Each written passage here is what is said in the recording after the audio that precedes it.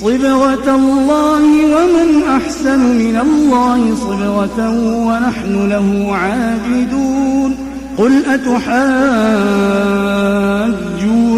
في الله وهو ربنا وربكم ولنا أعمالنا ولكم أعمالكم ونحن له مخلصون أم تقولون إن إبراهيم وإسماعيل وإسحاق ويعقوب والأسباط كانوا هودا أو نصارى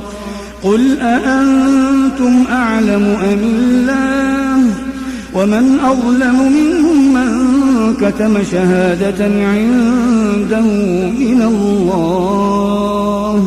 وما الله بغافل عما تعملون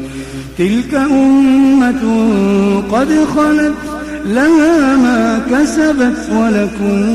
ما كسبتم ولا تسألون عما كانوا يعملون. سيقول السفهاء من الناس ما ولاهم عن قبلتهم التي كانوا عليها قل لله المشرق والمغرب يهدي من يشاء إلى صراط مستقيم.